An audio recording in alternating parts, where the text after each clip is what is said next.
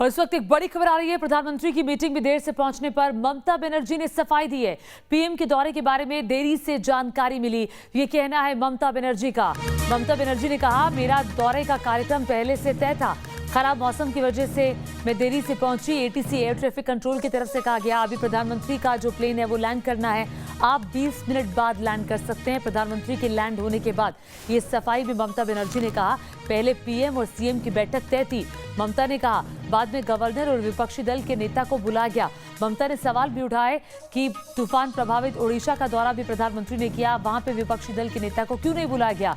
गुजरात भी गए थे प्रधानमंत्री नरेंद्र मोदी ताउते तूफान के बाद, तब वहां पर विपक्ष के नेता को क्यों नहीं बुलाया गया। पश्चिम बंगाल में ही मीटिंग के दौरान विपक्ष के नेता को क्यों बुलाया गया। बाहर जाने से पहले मैंने प्रधानमंत्री से अनुमति ली थी, मैंने कहा था प्रधानमंत्री से कि विद ड्यू रिस्पेक्ट सर, क्या हम जा सकते हैं, क्योंकि मुझे दीघा का दौरा करना है। प्रधानमंत्री ने हामी भरी और उसी के बाद हम बाहर निकले। When we reached there, we have seen that Prime Minister already reached there. So we said that when Prime Minister already reached there, we have to go to Digha and we are coming from too far. It is only because of Prime Minister to give him respect. We thought it is our duty to meet and after cyclone to submit our report. Then myself along with Chief Secretary Alapan Bandyopadhyay, he was traveling with me from the beginning. And it is not that first time I told him to visit with me because he is the head of the administration, so that he can have a look whatever happened there. So when we reached there, then they said us, you sit in a room. We are sitting there. After 10-15 minutes, we asked that please allow us to meet Prime Minister 1 minute. Vivek Shohay, our Chief of Security Director, he asked SPG that please tell Prime Minister, convey this, that CM wants to meet him only 1 minute to hand over the report of the cyclone. She will not disturb. Then they said SPG, 1 hour का बाद बोलिए, अभी कुछ नहीं होगा। और देखिए, ममता बनर्जी की सफाई आई है, लेकिन सफाई के बाद भी सियासी तूफान जो पश्चिम बंगाल की राजनीति में उठा है वो थमने का नाम नहीं ले रहा। ममता के प्रोटोकॉल तोड़ने के बाद अब बवाल बढ़ गया है। बवाल कैसे बढ़ा है ये आपको बता दें कि बवाल ऐसे बढ़ा है क्योंकि अल्पन उपाध्याय जो कि मुख्य सचिव हैं, उन पर केंद्र और ममता में टकराव बढ़ा है। केंद्र ने पश्चिम बंगाल के मुख्य सचिव को दिल्ली तलब किया है, कहा है कि 31 मई सुबह 10 बजे वो रिपोर्ट करें। ममता के करीबी हैं अल्पन बंदोपाध्याय। अभी जो प्रेस कॉन्फ्रेंस हुई तो ममता ने कहा कि इसमें मुख्य सचिव की कोई भूमिका नहीं है, मुख्य सचिव मेरे साथ जा रहे थे, मुख्य सचिव स्टेट के काम करने के लिए होता है। और उन्होंने कहा कि अल्पन बंदोपाध्याय का एक्सटेंशन हुआ है 3 महीने के लिए, फिर क्यों किया गया था। आइए आपको बताते हैं कि पूरा मामला क्या था, ये विवाद आखिर कहां से शुरू हुआ। केंद्र और ममता बनर्जी में थम नहीं रही तनातनी। समीक्षा बैठक में देर से पहुंचने का मामला गरमाया। पीएम को इंतजार कराने वाले अफसर पर एक्शन। पश्चिम बंगाल में चुनाव के वक्त से ही शुरू हुई केंद्र और मुख्यमंत्री ममता बनर्जी की तनातनी अब तक जारी है। शुक्रवार को यास तूफान से हुए नुकसान का जायजा लेने प्रधानमंत्री नरेंद्र मोदी पश्चिम बंगाल पहुंचे, तो ममता उनकी रिव्यू मीटिंग में समय से नहीं पहुंची। पश्चिम बंगाल से लेकर देश की राजधानी दिल्ली तक इस तस्वीर पर घमासान मचा है, जिसमें प्रधानमंत्री नरेंद्र मोदी यास तूफान से मची तबाही पर रिव्यू मीटिंग कर रहे हैं। इस मीटिंग में राज्यपाल जगदीश धनखड़ और विपक्ष के नेता शुभेंदु अधिकारी मौजूद हैं। वहीं दूसरी तरफ की बात करें तो पश्चिम बंगाल की मुख्यमंत्री ममता बनर्जी और सूबे के चीफ सेक्रेटरी की कुर्सी खाली है। सूत्रों के मुताबिक ममता बनर्जी इस बैठक में आधे घंटे की देरी से पहुंची। उनके साथ ही चीफ सेक्रेटरी अलापान बंद्योपाध्याय भी बैठक में 30 मिनट की देरी से पहुंचे। यानी दोनों ने प्रोटोकॉल तोड़ते हुए प्रधानमंत्री को आधे घंटे इंतजार कराया। उसके बाद केंद्र सरकार ने पीएम को इंतजार कराने वाले पश्चिम बंगाल के चीफ सेक्रेटरी अलापन बंद्योपाध्याय को वापस बुलाने के आदेश जारी कर दिए। Department of personal and training ने इसके आदेश पर राज्य सरकार से गुजारिश की है कि उन्हें तुरंत रिलीव किया जाए। अलापन को 31 मई सुबह 10 बजे तक डीओपीटी दिल्ली रिपोर्ट करने के लिए कहा गया है। प्रधानमंत्री के रिव्यू मीटिंग में ममता बनर्जी का ना होना और उसके बाद देर शाम को शुक्रवार को केंद्र सरकार की तरफ से राज्य को चिट्ठी लिखकर मुख्य सचिव आलापन बंदोपाध्याय को नॉर्थ ब्लॉक में 31 मई सुबह 10 बजे रिपोर्ट करने के लिए कहा गया। इसको लेकर पश्चिम बंगाल की राजनीति एक बार फिर गहमा गई है। सूत्रों की माने तृणमूल कांग्रेस का ये कहना है कि आलापन बंदोपाध्याय खासकर वो करीबी है ममता बनर्जी के और वो रिव्यू मीटिंग में खुद भी नहीं थे, इस वजह से ये बदला केंद्र सरकार की तरफ से ले जा रही है। हालांकि केंद्र सरकार बीजेपी या फिर तृणमूल कांग्रेस की तरफ से इस बारे में कोई भी बात करने को इस समय तैयार नहीं है। बताया जा रहा है कि ममता बनर्जी रिव्यू मीटिंग में शुभेंदु अधिकारी को बुलाए जाने से नाराज थी। बैठक में देर से पहुंची ममता बनर्जी तूफान से जुड़ी रिपोर्ट सौंपकर मीटिंग रूम से बाहर निकल गई। ममता बनर्जी के इस रवैये पर बीजेपी ने कड़ी आपत्ति जताई है। बीजेपी अध्यक्ष जेपी नड्डा ने ट्वीट किया, जब प्रधानमंत्री नरेंद्र मोदी तूफान यास के मद्देनजर पश्चिम बंगाल के नागरिकों के साथ मजबूती से खड़े हैं, ऐसे में ममता बनर्जी को भी लोगों के कल्याण के लिए अपना अहंकार अलग रखना चाहिए। पीएम की बैठक से उनकी अनुपस्थिति संवैधानिक लोकाचार और सहकारी संघवाद की संस्कृति की हत्या है। नरेंद्र मोदी सहकारी संघवाद के सिद्धांतों को बहुत पवित्र मानते हैं। लोगों को राहत देने के लिए पार्टी की परवाह किए बिना सभी मुख्यमंत्रियों के साथ सक्रिय रूप से काम कर रहे हैं। ममता बनर्जी की ऐसी सियासत एक बार फिर बंगाल के लोगों को परेशान करने लगी है। रक्षा मंत्री राजनाथ सिंह ने भी ट्वीट कर ममता बनर्जी पर वार किया। पश्चिम बंगाल का घटनाक्रम स्तब्ध करने वाला है। मुख्यमंत्री और प्रधानमंत्री व्यक्ति नहीं, संस्था हैं। दोनों जनसेवा का संकल्प और संविधान के प्रति निष्ठा की शपथ लेकर दायित्व ग्रहण करते हैं। आपदा काल में बंगाल की जनता को सहायता देने के भाव से आए हुए प्रधानमंत्री के साथ इस प्रकार का व्यवहार पीड़ादायक है। जनसेवा के संकल्प और संवैधानिक कर्तव्य से ऊपर राजनीतिक मतभेदों को रखने का ये दुर्भाग्यपूर्ण उदाहरण है, जो भारतीय संघीय व्यवस्था की मूल भावना को आहत करने वाला है। ममता बनर्जी के इस तेवर पर सीपीएम की ओर से भी बड़ा बयान आया। देखिए, क्या सच है नहीं है मैं नहीं कह सकती हूँ, लेकिन हाँ ये ज़रूर है कि दोनों की ईगो की क्लैश में, दोनों की घमंड की क्लैश में बंगाल की जनता का नुकसान नहीं होना चाहिए। पीएम के प्रोटोकॉल तोड़ने को लेकर ममता बनर्जी विवाद में आ गई, जिसके बाद ममता बनर्जी ने ट्विटर के जरिए सफाई दी। कहा, हिंगलगंज और सागर में समीक्षा बैठक के बाद मैं प्रधानमंत्री से कलाईकुंडा में मिली और तूफान के बाद पश्चिम बंगाल की स्थिति से उन्हें अवगत करवाया। आपदा रिपोर्ट उन्हें सौंपी गई है। इसके बाद मैं अब दीघा में राहत काम की समीक्षा करने के लिए आगे बढ़ी हूँ।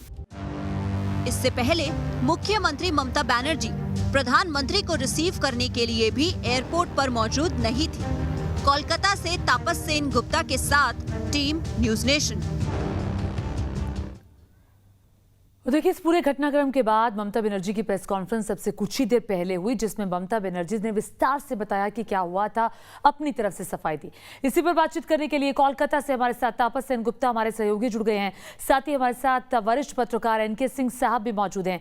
एनके सिंह साहब, सबसे पहले मैं आपके पास आना चाहूंगी। सर, आपने कभी इस तरह का कोई वाकया देखा है कि प्रधानमंत्री के साथ मुख्यमंत्री कभी प्रधानमंत्री की मीटिंग में इतनी देरी से पहुंचे और उसके बाद इतना सियासी बवंडर खड़ा हो जाए?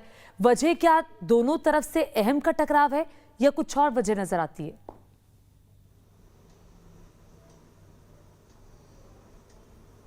ज्योति, बड़ा अच्छा सवाल है कि क्या ये अहम का टकराव है, और आपने अभी वृंदा करात का दिखाया स्टेटमेंट। दरअसल दोनों तरफ से अहम का ही टकराव है।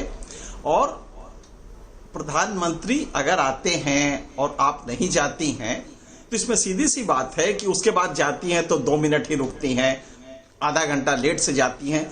ये सब वो सटल मैसेजेस हैं कि हमारे आपके संबंध अच्छे नहीं हैं। कॉन्स्टिट्यूशन बनाने वालों ने ये कभी तसव्वुर नहीं किया था कि दोनों के बीच में इतनी नाइतफाकी होगी, इतनी नाराजगी होगी।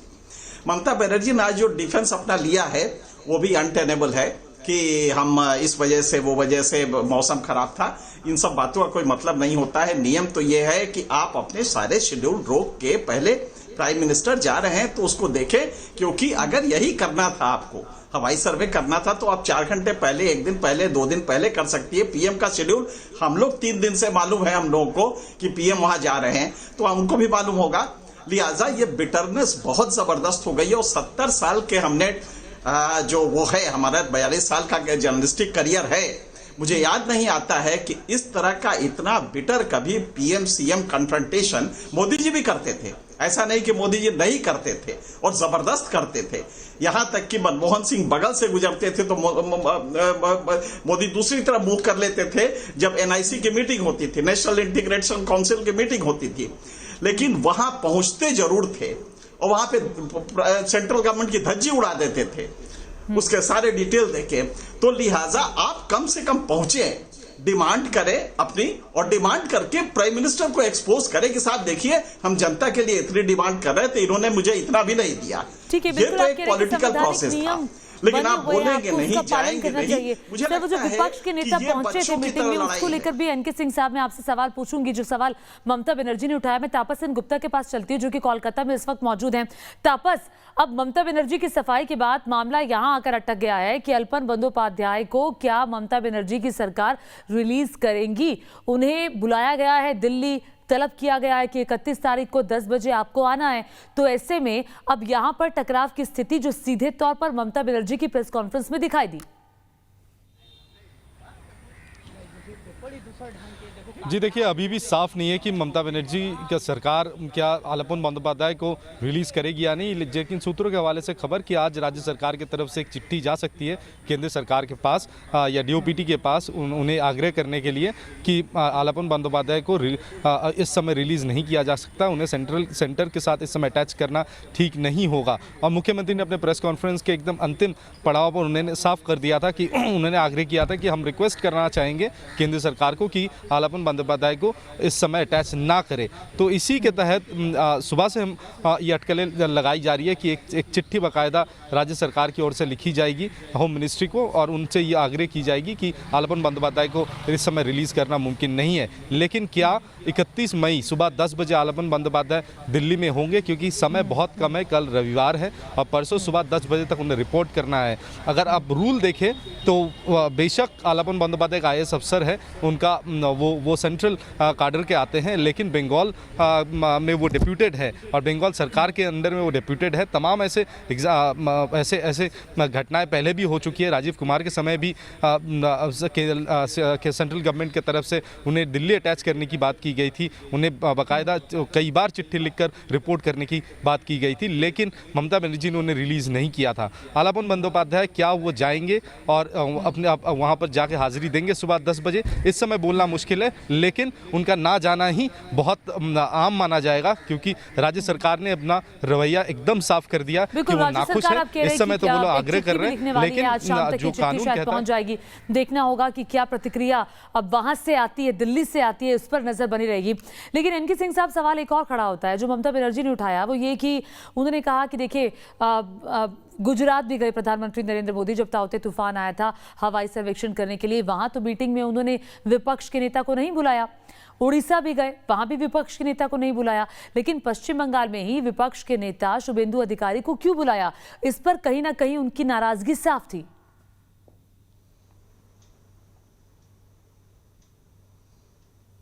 ज्योति, आपका सवाल बड़ा वैलिड है कि प्रधानमंत्री का जहां इतना गरिमामय पोस्ट है, और हम सब जानते हैं कि प्रधानमंत्री की गरिमा को बनाए रखना चाहिए, हर चीफ मिनिस्टर का कर्तव्य है। वहीं पे अगर प्रधानमंत्री इस तरह की अपना कंडक्ट रखेगा कि आप शिवेंदु उपाध्याय को बुला लेंगे, वो मीटिंग बिल्कुल उसके लिए नहीं थी। वो ऑफिशियल मीटिंग थी जिसमें ऑफिसर्स डिटेल देते। जैसे ही कोई पॉलिटिशियन वहां बैठेगा, भले ही वो लीडर ऑफ ओपोजिशन हो, उसी समय वो ऑफिसर्स अपनी कोई भी वो देने के लिए, इंफॉर्मेशन देने के लिए स्वतंत्र नहीं है। ये सिंपल प्रोटोकॉल आपने ब्रेक किया कि शुभेंदु अधिकारी को, ये ऑल पार्टी मीटिंग नहीं। आपने एनके सिंह साहब अपने जर्नलिस्टिक करियर में आपने कभी देखा है कि इस तरह की कोई ऑफिशियल मीटिंग हो, उसमें विपक्ष के नेता को बुला लिया गया हो ऐसी मीटिंग्स के लिए?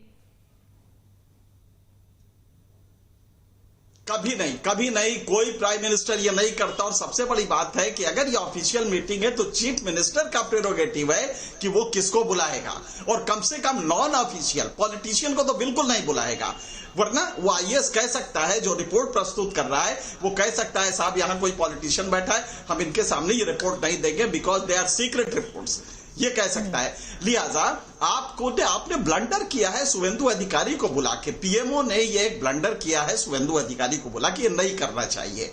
दूसरा, बिटरनेस कोई एक तरफ से थाली थोड़ी, एक हाथ से ताली नहीं बजती है। आपने जैसे ही शपथ हो रहा था उस समय सीबीआई भेज के गवर्नर ने परमिशन दिया, और जो लोग उस पार्टी में थे वो मिनिस्टर बन रहे थे उनको तो आपने केस इनिशिएट कर दिया, लेकिन जो आपके पार्टी में आ गए हैं उनके लिए सारी छूट थी, शुभेंदु अधिकारी से लेके सारे लोग छूट गए, क्योंकि उनको स्पीकर ने परमिशन नहीं दिया। जब इतना बिटरनेस आप करेंगे तो मुझे लगता है कि एक बड़ा इसका एक मुहावरा है कि the significant problems that we face can not be solve at the same level of thinking. अगर आप इन समस्याओं को ममता बनर्जी और मोदी का दिमाग अगर एक स्तर पे चलने लगेगा कि एक काउंटर तुमने किया तो ये काउंटर मैंने किया, अगर आप चीफ सेक्रेटरी को बुलाएंगे लहले पे दहले वाली बात ही चल रही है, जैसा इधर से आ रहा है ममता बनर्जी भी वैसा कर रही है, प्रोटोकॉल को तोड़ रही है।